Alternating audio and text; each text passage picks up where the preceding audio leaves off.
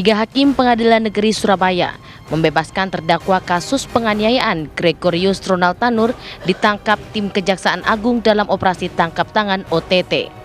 Mereka yakni Erin Tuah Damanik Mangapul dan Heru Hanindyo. Tiga hakim ditangkap Kejaksaan Agung lantaran diduga menerima suap dan gratifikasi. Para hakim tersebut terindikasi terlibat suap untuk vonis bebas Ronald Tanur dalam perkara pembunuhan sang kekasih Dini Sera Afrianti. Dalam penangkapan ini, Kejaksaan Agung juga menangkap pengacara Ronald Tanur karena terindikasi terlibat suap untuk vonis bebas Ronald Tanur. Selain mengamankan hakim, penyidik Jampitsus Kejaksaan Agung mengamankan sejumlah barang bukti berupa uang miliaran rupiah dari 4 kediaman para tersangka. Sementara itu, Mahkamah Agung menghormati proses hukum terhadap 3 hakim PN Surabaya terkait kasus suap atau gratifikasi dalam perkara Ronald Tanur yang tengah dilakukan Kejagung. Mahkamah Agung juga memberhentikan sementara 3 hakim PN Surabaya yang memvonis bebas Ronald Tanur pada Juli lalu. Seperti diketahui, vonis bebas Ronald Tanur yang digelar di PN Surabaya di bulan Juli lalu menuai reaksi publik karena dianggap tidak memperhatikan bukti-bukti yang sudah ditunjukkan di persidangan. Hakim menilai Ronald tak terbukti membunuh atau menganiaya kekasihnya, wanita asal Sukabumi, Jawa Barat, Dini Sera Afrianti, hingga tewas.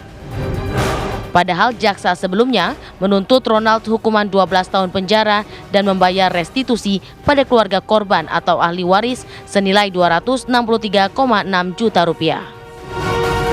Tim TV One mengabarkan.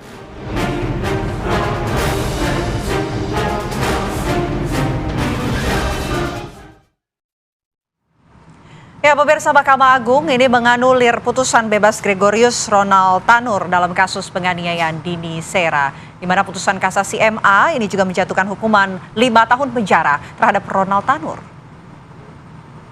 Mahkamah Agung membatalkan vonis bebas yang diputuskan Majelis Hakim Pengadilan Negeri Surabaya terhadap Gregorius Ronald Tanur dalam kasus penganiayaan Dini Sera Afrianti.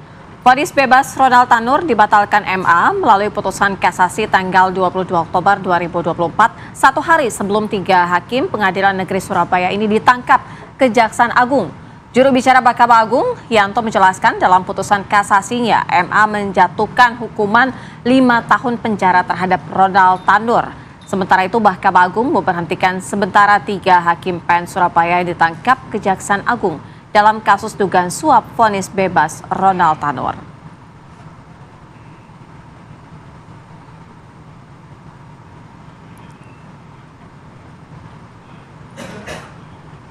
Langsung saja pemirsa, kami ajak Anda untuk berdialog di pagi hari ini mengenai apa yang sudah kita sampaikan sebelumnya, bahwa 3 hakim yang membebaskan Ronald Tanur ini ditemukan adanya suap. Ya. Kita hadirkan, sudah ada di studio bersama kami Bang Habibur Rahman yang merupakan Ketua Komisi 3 DPR RI. Selamat pagi Bang Habib. Selamat pagi. Selamat pagi. Salam. Kemudian sudah ada melalui daring Mukti Fajar Nur Dewata, juru bicara Komisi Yudisial. Selamat pagi Mas Mukti. Pagi Mas Mukti.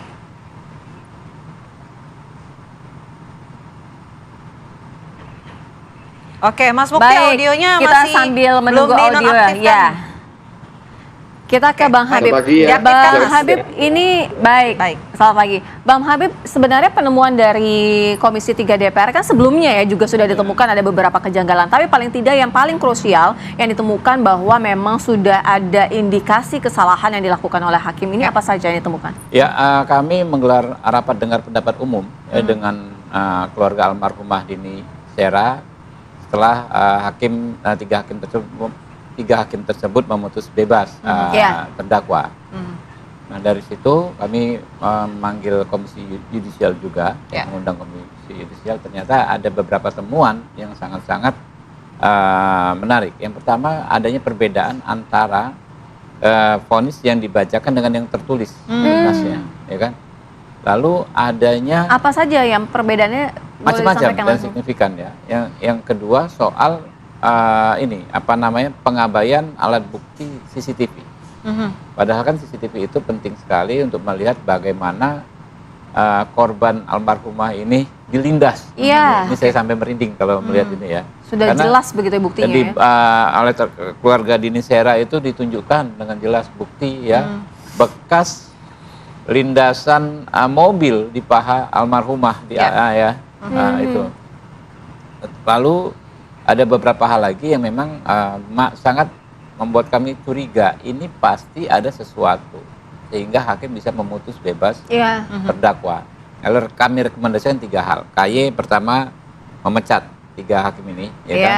Kemudian kami minta jaksa untuk mengajukan kasasi, ya.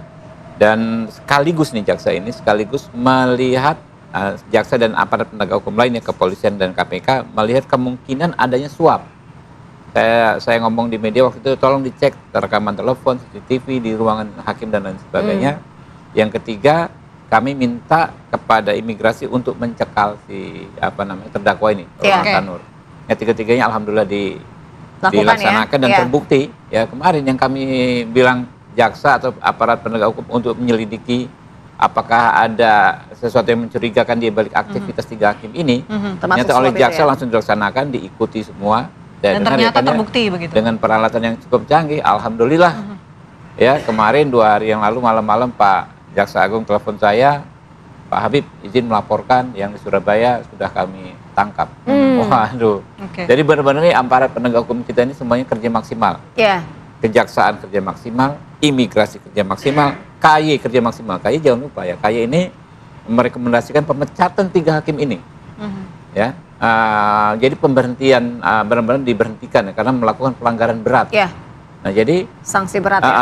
Kemudian imigrasi melakukan cekal. Jadi semua ya aparat terkait maksimal melakukan tugasnya dan hasilnya luar biasa bagus. Kemarin bukan hanya putusan kasasi menganulir putusan vonis bebas, walaupun cuma 5 tahun. Ekspektasi kita kan 12 tahun kan. Kemudian juga kejaksaan bisa menangkap 3 hakim berikut 1 pengacara tersebut dengan alat bukti yang amat sangat meyakinkan. Ini nggak gampang juga kerjanya sudah disampaikan ya. Bisa ketemu buktinya di rumah masing-masing ya. Ini benar-benar prestasi yang bukan sekedar kuantitatif, tapi kualitatif. Dengan satu prestasi ini, para penegak hukum itu sudah memberikan keadilan kepada masyarakat. Nah ini rasanya sangat kualitatif. Nah ini kita perlu apresiasi. Oke, Bang Habib, tapi saya mau mendalami soal perbedaan putusan. Itu poin-poinnya apa aja sih Bang yang berbeda begitu dengan apa yang kemudian dibacakan? Macam-macam ya, nanti mungkin teman dari KAI bisa jelaskan ya. Tapi yang jelas ada beberapa pertimbangan ya yang tidak ada ketika berbentuk tulisan. Apa disampaikan dengan yang berbentuk tulisan. Jadi kan hakim itu kan seharusnya membaca sesuai dengan apa yang ada di atas kertas itu. Ternyata begitu dicek, ditanya, ternyata ada perbedaan-perbedaan. Baik, kita dalami ke Prof. Mukti ya. Prof. Mukti, apa saja temuan dari KY yang menandakan bahwa memang ini terjadi kejanggalan yang sangat-sangat besar begitu? Ada perbedaan pembacaan putusan begitu? Iya. Ya, selamat pagi Mbak Vena, Mbak Sera, Bang Habib. Pagi, Pak. Juga pemirsa.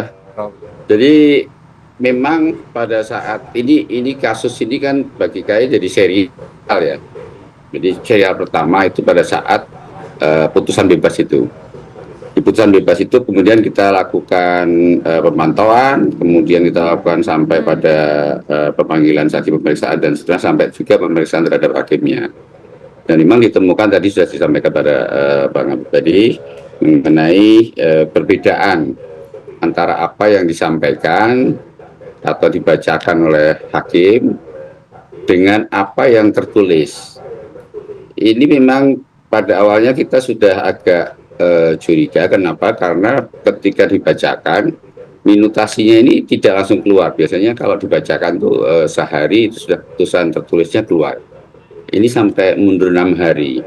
Dan kemudian kita cek ulang dan benar memang ada perbedaan. Yang mendasar yang cukup pokok itu adalah mengenai beberapa argumentasi mengenai alat bukti tadi yang tidak ada kemudian dimasukkan dalam pertimbangan. Kemudian satu lagi mengenai rekaman, kemudian hasil visum dan sebagainya. Ini hal-hal yang kemudian menjadi catatan Komisi Yudisial. Ini masuk kategori pelanggaran berat, sehingga kami langsung merekomendasikan untuk pemberhentian melalui permohonan kepada Mahkamah Agung untuk menyelenggarakan sidang MKH, yaitu Majelis Kehormatan Hakim, di mana sidang ini adalah sidang yang memberikan putusan pemberhentian baik dengan hak pensiun maupun tidak dengan hak pensiun. Demikian. Oke, jadi mau konfirmasi statusnya ketiga hakim ini sudah diberhentikan atau memang masih dalam proses begitu?